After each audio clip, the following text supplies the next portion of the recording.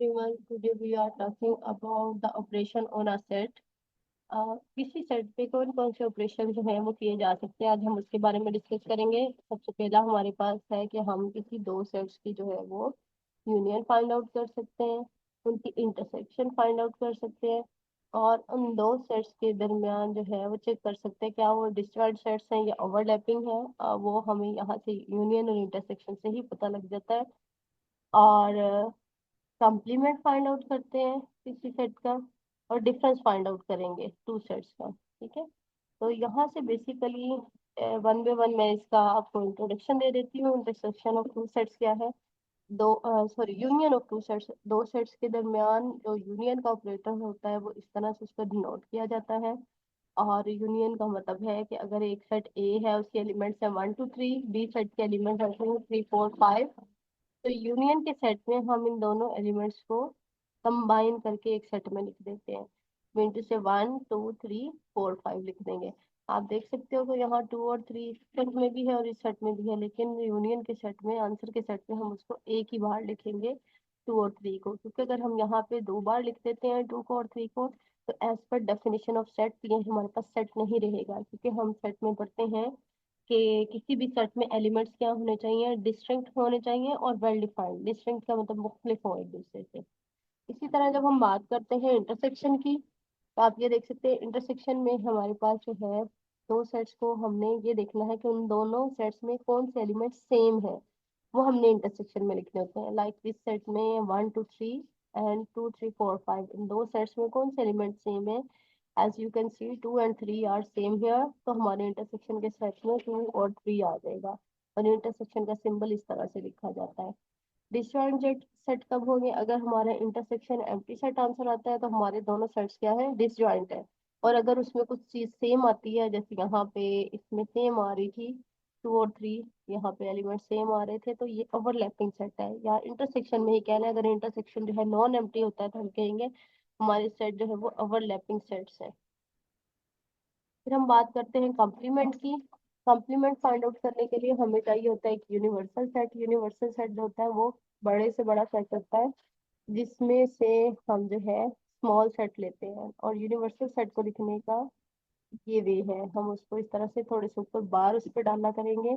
जैसे यहाँ पे ये देखिए डाली हुई है। उसका मकसद ये है क्योंकि यूनियन का सिंबल भी यही होता है, तो हम उस चीज से अवॉइड करना चाह रहे हैं कि हमारा यूनियन और यूनिवर्सल सेट जो है वो अलग अलग आइडेंटिफाई। वैसे तो हमारे पास जो ये यूनियन का ऑपरेटर है, ये दो सेट्स के दरमियान होता है मोस्टली, और यूनिवर्सल सेट इंडिपेंडेंट भी होल्ड कर रहा होता है। लेकिन फिर भी कंफ्यूजन से बचने के लिए आप इसको थोड़ा सा चेंज कर लें इसके सिंबल को। अच्छा, कंप्लीमेंट हमने कैसे फाइंड करना है। कंप्लीमेंट फाइंड करने के लिए हम देखेंगे, हम जिस सेट का कंप्लीमेंट फाइंड आउट कर रहे होंगे, दूसरे यूनिवर्सल सेट में से उस सेट को माइनस कर दिया करेंगे। जैसे अगर हमने सेट बी का कंप्लीमेंट फाइंड आउट करना है, तो हम क्या करेंगे, यूनिवर्सल सेट को बी के सेट में से माइनस कर देंगे या उसका डिफरेंस ले लेंगे। जैसे बी का कॉम्प्लीमेंट, कॉम्प्लीमेंट ऐसे भी लिखा जाता है और इस तरह से डैश की फॉर्म में भी लिखा जाता है, जैसे ये डैश लगी हुई है। तो उसके लिए हम क्या कहेंगे, universal set minus B. Universal set में हम यहाँ यूनिवर्सल सेट के एलिमेंट लिखेंगे और यहाँ बी सेट के एलिमेंट लिखेंगे, और उनमें से डिफरेंस उनको कर देंगे, उनको माइनस कर देंगे। अब बात आती है डिफरेंस क्या है। डिफरेंस दो सेट्स की जो है फाइंड आउट करने के लिए हम क्या करते हैं, अगर ए और बी दो हमारे पास सेट हैं, तो हमने देखना है कि जो सेम एलिमेंट हैं दोनों सेट में, उसको हमने क्रॉस कर लेना है। 4 4 से क्रॉस हो जाएगा, 5 5 से क्रॉस हो जाएगा। तो पहले सेट में जितने एलिमेंट बचेंगे, जैसे हमारे पास यहाँ पे बच रहे हैं 1 2 3, वो हम जो है उसको आंसर में लिख देंगे, डिफरेंस के आंसर में। हो एवर हमारे पास ये सेकंड सेट में भी कुछ एलिमेंट्स हैं वो बच रहे हैं, लेकिन आपको पता है कि जब हम बड़ी वैल्यू में से छोटी वैल्यू माइनस करते हैं तो बड़ी वैल्यू को ही देख रहे होते हैं कि उसमें क्या बचा है। ठीक है, बाकी चीज को नहीं हम देख रहे होते। बिल्कुल डिफरेंस सेट्स के डिफरेंस का भी कॉन्सेप्ट यही है। इसी तरह अगर हम b माइनस ए करेंगे तो सेम फिर हमारे b के एलिमेंट, क्योंकि b माइनस ए हमने करना है ना, तो b के जो एलिमेंट हैं बाकी बचेंगे ये वाले, वो सारे हम यहाँ पे लिख देंगे। और याद रखेंगे a minus B is not equal to b minus A, मतलब इनका डिफरेंस कभी भी सेम नहीं आएगा। तो यहाँ पे भी डिफरेंस करने का या माइनस करने का यही कॉन्सेप्ट होगा कॉम्प्लीमेंट में भी।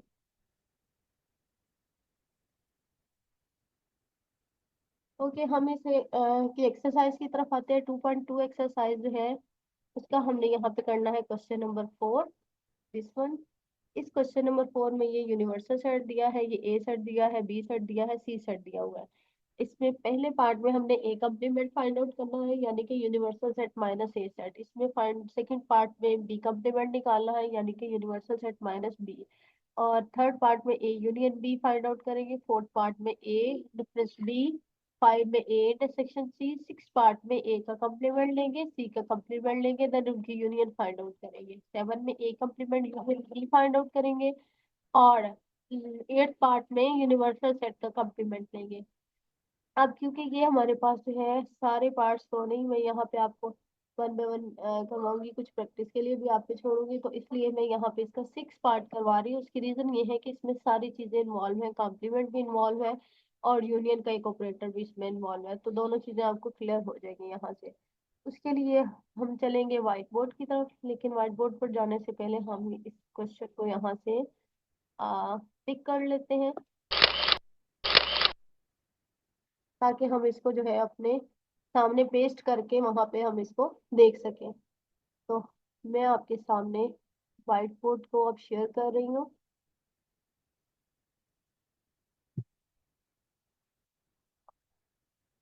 जी, ये मेरा व्हाइट बोर्ड आपके सामने आ गया है। यहाँ पे मैंने क्वेश्चन ले लिया है।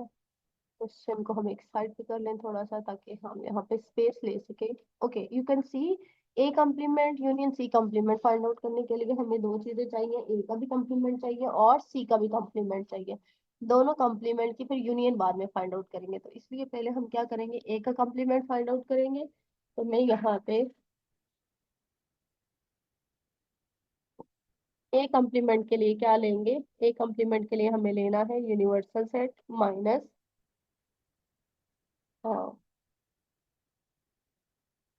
ए, यूनिवर्सल सेट माइनस ए। तो यहाँ यूनिवर्सल सेट में यूनिवर्सल सेट के एलिमेंट लिखेंगे, that is 1 2 3 up to so on. ये एलिमेंट्स हैं 10 तक है। देखिए यहाँ पे माइनस भी आ रहा है, ठीक है, इसमें माइनस का कॉन्सेप्ट भी आ रहा है, इसलिए मैंने ये पार्ट यहाँ सेलेक्ट किया। माइनस ए के एलिमेंट्स आ जाएंगे, ए के एलिमेंट्स है 2 4 6 8 10। एक तो कंसेप्ट मैंने आपको ये दे दिया कि आपने जो है एलिमेंट कट कर देने हैं, सेम एलिमेंट ये दोनों सेट्स में जो होंगे, जैसे यहाँ 2 है, 4 है, 6 है, 8 है। तो बाकी रिमेनिंग एलिमेंट जो फर्स्ट सेट के आपने लिख देने। दूसरा डिफरेंस का कंसेप्ट आप ये भी ले सकते हैं कि आपने फर्स्ट सेट में से वो एलिमेंट सेलेक्ट करने हैं आंसर में जो सेकंड सेट में, इस वाले सेट में मौजूद ना हो। ठीक है, फर्स्ट सेट के वो एलिमेंट जो सेकंड सेट में मौजूद ना हो वो आंसर में आ जाएंगे। लाइक आंसर में आएगा हमारे पास 1 3 5 7 एंड 9। अच्छा, इसको मैं इक्वेशन नंबर 1 कह के छोड़ दूंगी, क्योंकि अभी मैंने सिर्फ ए कम्प्लीमेंट फाइंड आउट करा है। अभी मुझे ए सी कम्प्लीमेंट भी फाइंड आउट करना है। ठीक है, सी कम्प्लीमेंट हम फाइंड करेंगे अब। सी कम्प्लीमेंट के लिए सी कम्प्लीमेंट लेंगे, या डैश भी आप लिख सकते हो इसके साथ सी के ऊपर। तो अगेन हमारी डेफिनेशन वही है, U minus C is equals to U के एलिमेंट्स 1 2 3, सारे भी आप लिख सकते हैं। मैं यहाँ पे आपको सॉन 10 तक लेके जा रही हूँ, आप सारे कंप्लीट भी लिख सकते हो। माइनस सी के एलिमेंट्स क्या है, 1 3 5 7 9। ओके, अब मेरे पास आंसर क्या आएगा, अब मुझे आप बताइएगा जरा को मेरे पास आंसर क्या आएगा, क्योंकि मेरे पास जो है सेकंड सेट में एलिमेंट्स हैं वो यहाँ पे और नंबर्स हैं। इसका मतलब इसके इवन नंबर मेरे पास आंसर आ जाएंगे, दैट इज 2 4 6 8 10। इसको हम कह देंगे इक्वेशन नंबर 2। नाउ अब हमने एक्चुअल करना क्या था, हमने करना था A complement union C complement. ठीक है, ए का तो कम्प्लीमेंट ये जो आंसर आया है और सी का कम्प्लीमेंट ये जो आंसर है, दोनों के हम अपने अब हमने यूनियन फाइंड आउट करनी है। तो उसके लिए ए का कम्प्लीमेंट का आंसर पहले यहाँ पे लिखते हैं 1 3 5 7 9। फिर यूनियन का साइन, और फिर लिखेंगे 2 4 6 8 10। ये हमारे पास आ गया सी का कॉम्प्लीमेंट। अब इसकी जो है हम फाइंड करेंगे यूनियन। यूनियन फाइंड करेंगे तो हमारे पास जो है सारे एलिमेंट्स अरेंज करके लिख दिए जाएंगे, दोनों सेट्स के एलिमेंट डाटा 1 2 3 4 5 6 7 8 9 10। अगेन आप देख सकते हो हमारे पास यूनियन लेने से अब ये कौन सा सेट आ गया, ये सेट है हमारा यूनिवर्सल सेट। तो यहाँ हमारा काम हुआ खत्म। हमने ए यूनियन सी का ए का कंप्लीमेंट यूनियन सी का कंप्लीमेंट फाइंड आउट कर लिया। तो ये आंसर आ गया हमारे पास। होपफुली आपको इसकी अंडरस्टैंडिंग हो गई होगी। अगर आपको इसमें कोई चीज कंफ्यूज कर रही है तो आप वाया कमेंट्स मुझसे डिस्कस कर सकते हैं।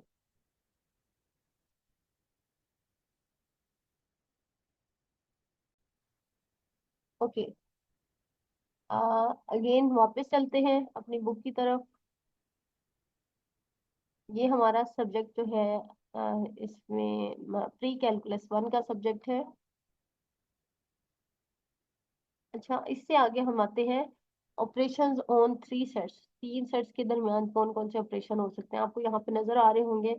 हम जो है 3 सेट्स की कंबाइन यूनियन भी ले सकते हैं, यूनियन यूनियन इस तरह से भी ले सकते हैं, इंटरसेक्शन और यूनियन भी ले सकते हैं, इंटरसेक्शन इंटरसेक्शन भी ले सकते हैं, यूनियन इंटरसेक्शन भी ले सकते हैं, इस तरह से भी। Hinduism, there are a lot of opportunities, lot of ways to take the union and intersection as a whole and as a combined or as a separate way।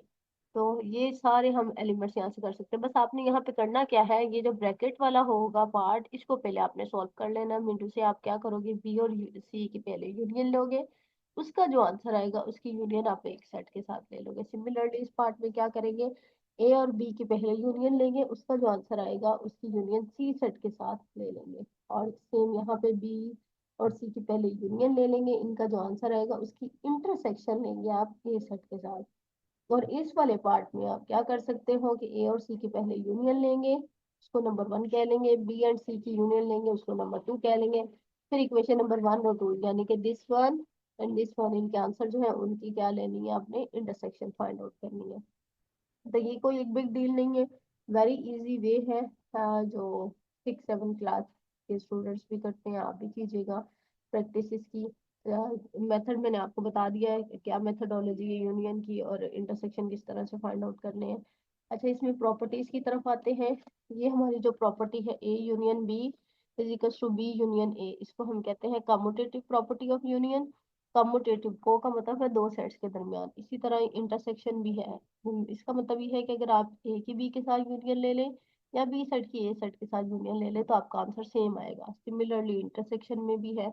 और यहाँ पे है associative property, this one associative property of union, this one associative property of intersection.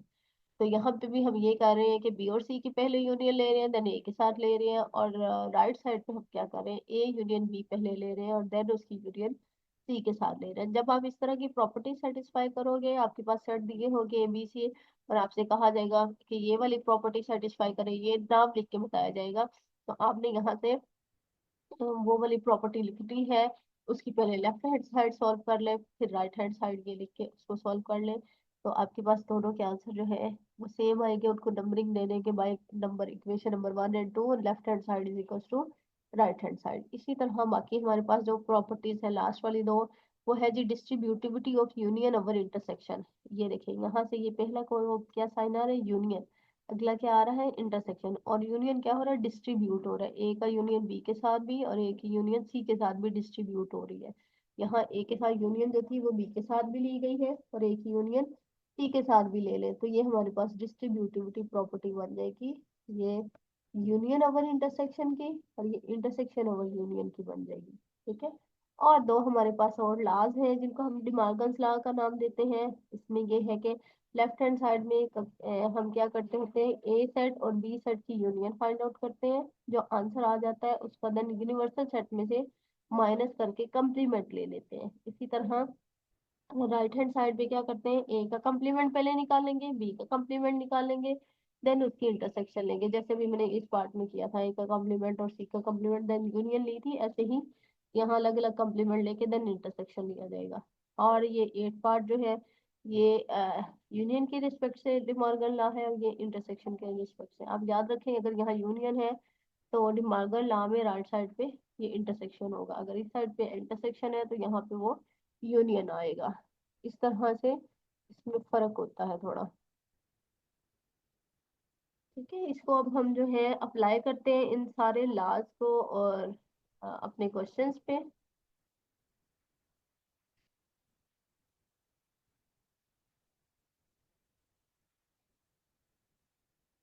Ji, exercise 3 में से देखें, हमारे पास question है। Question number 1, that is verify the commutative property of union and intersection for the following pair of sets. उनके लिए हम जो है यूनियन और इंटरसेक्शन की प्रॉपर्टी निकालेंगे। सेकंड जो क्वेश्चन है उसमें हम इन सेट्स के लिए ए बी सी के लिए, ये ए पार्ट है, ये बी पार्ट है, ये सी पार्ट है, इनके लिए ये 4 जो है वो पार्ट करेंगे। पहले पार्ट में एसोसिएटिविटी ऑफ यूनियन निकाल लेंगे, फिर एसोसिएटिविटी ऑफ इंटरसेक्शन, फिर distributivity of union over intersection और इंटरसेक्शन ओवर यूनियन। तो ये सारे पार्ट हमने पहले ए के लिए सॉल्व करने हैं 4 पार्ट, फिर बी सेट के लिए 4 पार्ट, फिर सी सेट के लिए 4 पार्ट सॉल्व करने हैं। और सी जो क्वेश्चन है, सी वाला पार्ट है, इसमें हमने डिमॉर्गन्स लॉ फाइंड आउट करने हैं। ए और बी सेट दिए हैं, उनके डिमॉर्गन्स लॉ जो है वो प्रूव करने हैं, left hand side right hand side equal है या नहीं है। तो मैं इसमें से जो है आपको क्वेश्चन नंबर 2 का सी पार्ट जो है वो करवा देती हूँ। ये वाला सी पार्ट इसकी कंस्ट्रक्शन करवा देती हूँ, किस तरह से एन जी क्यू यहाँ पे लिया हुआ है। ठीक है, तो फिर हम इसमें इसको लेके चलेंगे और उसके बाद फिर मैं कुछ आपको क्वेश्चंस वाले नंबरिंग वाले भी करवा दूंगी। तो हमारे पास है जी एसोसिएटिविटी ऑफ यूनियन इंटरसेक्शन, ये दो चीजें हैं। एन जी क्यू सेट है हमारे पास, तो मैं आपके साथ शेयर कर रही हूँ व्हाइट बोर्ड, देखिएगा जरा।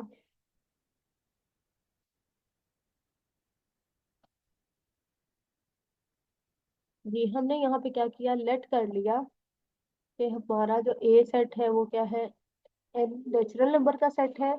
बी सेट जो है वो इंटीजर्स का सेट है। जी सेट और सी जो है वो क्यू है। यही 3 सेट उसने एन जी क्यू दिए हुए थे, लेकिन हमने उनको ए बी सी नाम दे दिया। ठीक है, हम क्या करेंगे, उसने कहा था एसोसिएटिविटी यूनियन की निकालें, इंटरसेक्शन की निकालें। एसोसिएटिविटी की तरफ आते हैं पहले। हमारे पास है जी A union B union C is equals to, first कह लें इसको नंबर, फर्स्ट हम करें, और ये सी पार्ट है क्वेश्चन नंबर 2 का। सी पार्ट है और उसका आगे फर्स्ट वाला पार्ट हम कर रहे हैं। अच्छा, अब यहाँ पे आपको पता है कि ए सेट क्या है, नेचुरल नंबर है यूनियन, बी सेट क्या है, इंटीजर का सेट है, और सी सेट हमारे पास क्या है, रैशनल नंबर का सेट है। मैं इनको एज इट इज क्यों लिख रही हूँ, उनके नंबर्स क्यों नहीं लिख रही, इसकी रीजन ये है कि जब हम बात हमारे पास आ जाए ना सेट, तीनों सेट ही मौजूद हो, तो फिर हमने उसको इस तरह से ही लिख लेना होता है, और उसमें से हमें पता होता है कि क्या चीज़ है वो हम उसको लिखना चाहेंगे, वो मैं आगे आपको दे दूंगी। लेकिन देखिए, क्योंकि रैशनल नंबर का सेट है, इसको हम ए और बी की फॉर्म में यहाँ पे डिफाइन नहीं कर सकते कि कौन कौन से नंबर आएंगे, इसलिए हम इस फॉर्म में इसको लेके चलेंगे। तो देखिए, आप natural number as it is पहले ब्रैकेट वाले पार्ट को सॉल्व करते हैं। आप मुझे ये बताएं कि यूनियन जो होती है, इसमें जब भी दो सेट्स की यूनियन लेते हैं हम इस सेट में, तो हमारे पास हमेशा दोनों में जो चीजें कंबाइन होती हैं वो एक दफा लिखी जाती हैं, और बाकी चीजें जो हैं रिमेनिंग एलिमेंट्स उनको भी लास्ट में लिखा जाता है। तो आप ये देख सकते हो कि हमने जब भी पढ़ा है, पहले भी पढ़ा था कि नेचुरल नंबर जो है वो सबसेट है होल नंबर का। मतलब कि नेचुरल नंबर में 0 डालेंगे तो होल नंबर बन जाएगा, होल नंबर में प्लस और माइनस वाले डालेंगे तो इंटीजर्स का सेट बन जाएगा, और इंटीजर्स का सेट जो है उसमें कुछ फ्रैक्शन वाले डालेंगे तो वो रैशनल नंबर का सेट बन जाएगा। क्यों, अब यहाँ पे हमारे पास बड़ा सेट क्यू है, उससे छोटा जी, उससे छोटा डब्ल्यू और उससे छोटा एन। तो जब भी हम यूनियन लेते हैं तो हम बड़ा सेट आंसर में देख रहे होते हैं, तो इसलिए हमें जो यहाँ पे आंसर मिलेगा इन दोनों की यूनियन का, वो क्या मिलेगा, बड़ा सेट। बड़ा सेट कौन सा है जी, दैट इज क्यू। ठीक है, इन दोनों की यूनियन का आंसर जो है वो क्यू आ जाएगा। उसकी रीजन मैं आपको बता चुकी हूँ, क्योंकि इसके वी के सारे एलिमेंट क्यू में होंगे, लेकिन क्यू में कुछ एक्स्ट्रा एलिमेंट भी होंगे, तो वो एक्स्ट्रा एलिमेंट भी सारे आ जाएंगे और जी वाले भी सारे क्यू में आ जाएंगे, इसलिए ये क्यू आ जाएगा। या इस बात को आप इस तरह से याद रख सकते हैं कि जब दो नंबरों की इस तरह से यूनियन ली जाती है तो यूनियन में बड़ा सेट आंसर आता है, जबकि इंटरसेक्शन में छोटा सेट आंसर आता है। है। इसके बाद अगला देखिए इसमें नेक्स्ट पार्ट लाइन पे या नेक्स्ट स्टेप पे हम क्या करेंगे। अगेन हमारे पास नेचुरल नंबर है और रैशनल नंबर है, इन दोनों की यूनियन लेंगे। अगेन बड़ा सेट आंसर आएगा, दैट इज क्यू। तो मैंने इसको नंबरिंग 1 दे दी है, ठीक है। अब इसी तरह इसका जो है, ये कौन सी साइड मैंने की थी, लेफ्ट हैंड साइड, कहने इसको मैंने सॉल्व तो किया था। राइट हैंड साइड अब मैं लेके चलूंगी। राइट हैंड साइड क्या है, अब मैं जो है ब्रैकेट के और बी के बीच में आ गई यूनियन सी। इस तरह से मैं ब्रैकेट लूंगी। इस तरह से जब मैंने ब्रैकेट लेनी है तो मैंने क्या करना है, यहाँ पे पहले मैंने अब लिखना है एन का सेट यूनियन वी का सेट यूनियन क्यू। तो अगेन यहाँ पे बड़ा सेट हमारे पास आंसर आएगा, that is V union Q as it is. और ये है मेरे पास, यहाँ इन दोनों में से जो बड़ा सेट है वो क्या है, क्यू है। तो मेरे पास क्यू आंसर आ जाएगा, इसको मैं नंबर 2 कह दूंगी। तो वो मैं अब कह सकती हूँ।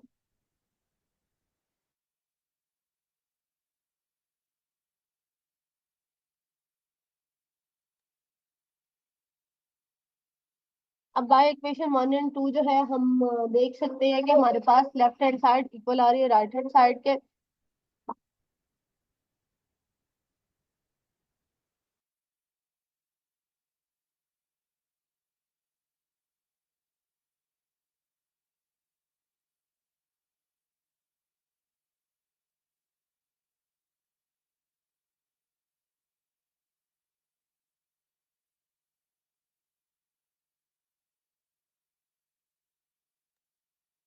इक्वेशन नंबर 1 और इक्वेशन नंबर 2 से आप देख सकते हो, यहाँ पे देख सकते हैं कि आपके पास ए यूनियन बी और इसका आंसर जो है ना वो सेम आ रहा है।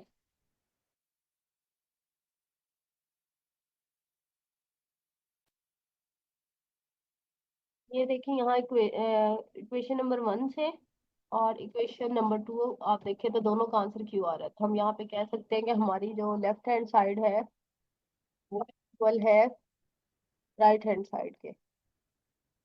ये हमने एक प्रॉपर्टी यहाँ पे सॉल्व की। इसी तरह से हम इसकी जो है एसोसिएटिविटी प्रॉपर्टी इंटरसेक्शन की भी करेंगे, और यूनियन ओवर इंटरसेक्शन की और इंटरसेक्शन ओवर यूनियन की भी इसी तरह से उसको 4 प्रॉपर्टीज इस पार्ट के लिए करेंगे। और बाकी जो है नंबरिंग वाले, उसमें आप नंबरिंग के हिसाब से इसको डील करोगे और नंबरिंग के हिसाब से सारा इसको करेंगे।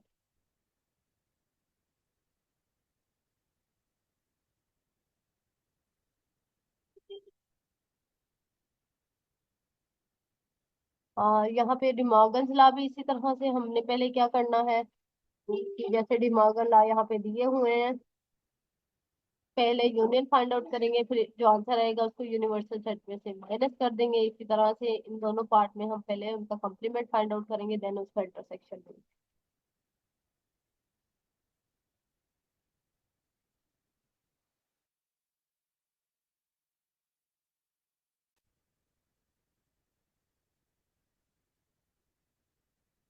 सेम यहाँ पे क्वेश्चन नंबर 4 है, जिसमें आपने वॉवल्स और कॉन्सोनेंट को लेते हुए दो सेट और उनका जो है वो डिमॉर्गन्स लॉ यहाँ प्रूव करने हैं। वॉवल्स में ए ई आई ओ यू आ जाएंगे इस सेट में, और इस सेट में element A E I O you के अलावा सारे के सारे अल्फाबेट्स आ जाएंगे, ठीक है। तो इनके दो सेट्स लेके इन पे भी डिमॉर्गन्स लॉ अप्लाई करें।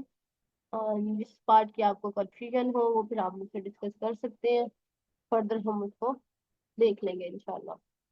तो आप कमेंट में मुझे इसका बता दीजिएगा, जो पार्ट आपको क्लियर नहीं होगा हम उसको डिस्कस कर लेंगे।